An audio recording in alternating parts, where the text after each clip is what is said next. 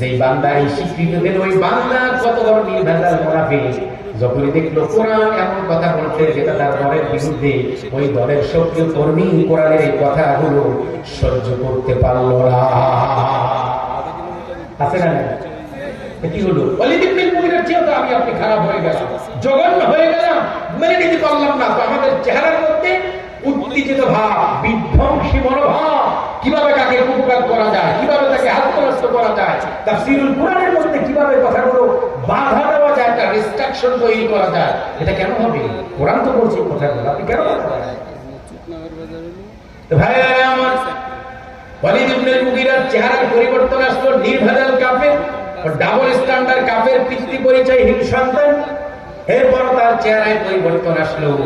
আর আমরা মুসলমান কোরআনের আলোচনা শোনার পরেও আমাদের চেহারা, চোখের মধ্যে, মনের মধ্যে কোনো পরিবর্তন সাধিত হয় না। বুঝতে হবে আমাদের এই অন্তর হলো ওই টিলার মতো। দেখবেন সমতল ভূমি, পানি যখন পাবে পানি বয়ে যাবে, উপরে গিয়ে যখন টিলা দেখবে ওই টিলার উপর দিয়ে পানি আর যেতে পারে না, অন্যদিকে তখন সে গতি চেঞ্জ করে অন্যদিকে সে চলে যায়। ঠিক আমাদের হৃদয়টা হয়েছে ওই টিলা।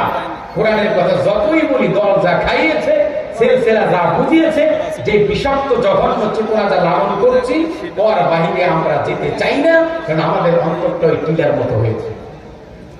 কিসের মতো? ভাইরা আমার, এমনকি যেন না হয় ওয়ালিদ ইবনে মুগীরা হাসলো। আবু জাহেল এবার বলল, তুমি এবার বলো মুহাম্মদ থেকে তুমি কি বুঝলে, তোমার রিঅ্যাক্ট, তোমার প্রতিক্রিয়াটা কি, তুমি একটু জানাও।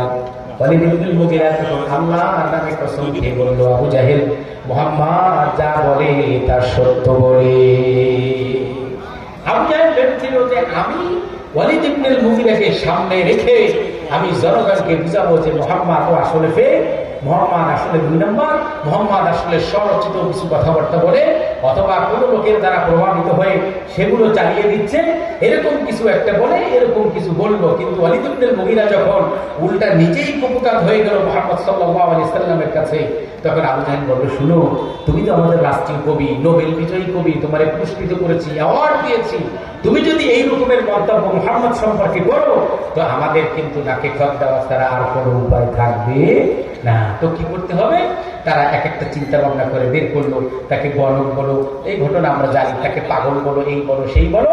শেষমেশ এটাই সিদ্ধান্ত হলো যে মুহাম্মদ যে পাগল, এই স্বীকৃতি, এই ঘোষণা তুমি দিয়ে দাও। আবু জাহেল ওয়ালিদ ইবনে মুগীরা জবান থেকে বের করাতে সক্ষম হলো। ওয়ালিদ ইবনে মুগীরা বলে দিল যে আবু জাহেল সে একজন পাগল, আবু জাহেল যা বলে তোমরা এই মুহাম্মদ যা বলে, মুহাম্মাদের কোনো কথা তোমরা গ্রহণ করবে না। লোকেরা উঠিয়ে দিল যে মুহাম্মদ পাগল। আসলে কি নবী পাগল ছিলেন? ভাইরা আমার, কাবার চত্বরে আগন্তুক ব্যক্তিদের যারা হজ করতে আসতো, আবু জাহেলের পক্ষ থেকে রাষ্ট্রীয় বদলে অ্যানাউন্স করে দেওয়া হতো যে বলবে মুহাম্মদ একজন বিকারগ্রস্ত লোক, ভারসাম্যহীন, পাগল, মাজনুন। মুহাম্মাদের কথা তোমরা কেউ শুনবে না, শুনলেই কিন্তু তোমরা প্রভাবিত হয়ে যাবে। ধর্মের মধ্যে বিভাজন তৈরি করে দেয়।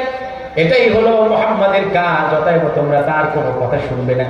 বন্ধুগণ, লোকেরা চিন্তা করলো যেহেতু লোকটা পাগল, দেখি না কেমন কথা বলে, আরো উৎসাহ নিয়ে, উদ্দীপনা নিয়ে, আগ্রহ নিয়ে শুনতে চাইলো। সাহাবী বলেন, যিনি মুসলিম হলেন, আমি আমার কানের মধ্যে পট্টি ঢুকিয়েছি, কাপড় পেঁচিয়েছি, উপর দিয়ে ভালো করে পেঁচিয়েছি, যেন কোনো মুহাম্মাদের সাউন্ড যেন আমার কানের মধ্যে না আসে। এরপরে একটু ভাবলাম অন্তত 2-1টা শব্দ তো শুনে দেখি কেমন বলে। যখন আল্লাহ নবীর 2-1টি কোরআনের শব্দ আমার কর্ণকুহরে পৌঁছে গেল, এত আকর্ষণীয়, এত বৃষ্টি, এত জাদুময়, কখনো এমন কথা আমি শুনি নাই। অমনি করে আমি মুহাম্মাদের উপর ঈমান আনয়ন করলাম। তো ওরা বললো মুহাম্মদ পাগল। ওরা কি বলল? মুহাম্মদ পাগল, তোমরা তার ধারে কাছেও যাবে না। আর মানুষেরা যে পাগলটা কেমন পাগলামি করে, কেমন আচরণ করে, আমরা একটু দেখি, রং ঢংটা বুঝে বুঝি, দেখতে গিয়ে তারা মুসলমান হয়ে গেল। ওদিকে ওয়ালিদ ইবনে মুগীরা, আবু জাহেল ঘোষণা দিয়ে দিল মুহাম্মদ পাগল, তোমরা কার ধারে কাছে যাবে না। আপনারা বলুন, এই যে ঘটনাটা আপনাদের শুনালাম, এখান থেকে আমরা যে কুফরে, জুহুদ, অন্তরে বিশ্বাস, মৌখিক স্বীকৃতি না দেওয়া। ওয়ালিদ ইবনে মুগীরা তিনি গিয়ে বলেই ফেললেন আল্লাহর নামে কসম দিয়ে, আল্লাহে, আল্লাহর কসম, ইন্না লাহু লাহালাওয়া, আল্লাহর নামে কসম করে বলছি সেটা হলো মিঠা মিষ্টি হালুয়া। আর হালুয়া মিষ্টি পছন্দ করে না এমন লোক পাওয়া যায়? কথা বলুন, পাওয়া যায়? ডায়াবেটিস যাদের তারা আরো বেশি খায়, লুকায় লুকায় খায়, ফিনিস থেকে খায়, নিজে খেয়ে নাতির নাম দেয়, তোমার নাতি দিতে। এতটা মিষ্টির প্রতি আমাদের আকর্ষণ, এতটা মহব্বত। তার মানে মিষ্টি সকলেই, সে তো কবি কবিত্বের ভাষায় তার ভাব প্রকাশ করেছে যে কোরআন হলো হালুয়া। হালুয়া যেরকম মানুষ পছন্দ করে, কোরআনও পছন্দ করে। এটা তার মনের কথা, এটা তার ইমানের কথা, এটা তার অন্তরের কথা। যখনই মরল আবু জাহেলের কাছে আসলো, রাষ্ট্রীয় মদত যখন পেল, রাষ্ট্রীয় যখন একটা আতঙ্কের মধ্যে পড়ে গেল, তখন সে বলল মুহাম্মদ পাগল। মোহাম্মদ কি পাগল? তখন সেই কথা বললো, অথচ তার অন্তর কি এই কথা বলেছিল? কথা বলুন। এটার নাম হলো কুফরে জুহুদ। কুফরে জুহুদ। তো ভাইয়েরা আমার, এরপরে যে কুফর, সেই কুফর হলো কুফরে ইনাদ। যেই কুফরটা হলো মৌখিক স্বীকৃতি জ্ঞাপন করা, অন্তর বিশ্বাস, কিন্তু কবুল না করা, অ্যাকসেপ্ট না করা।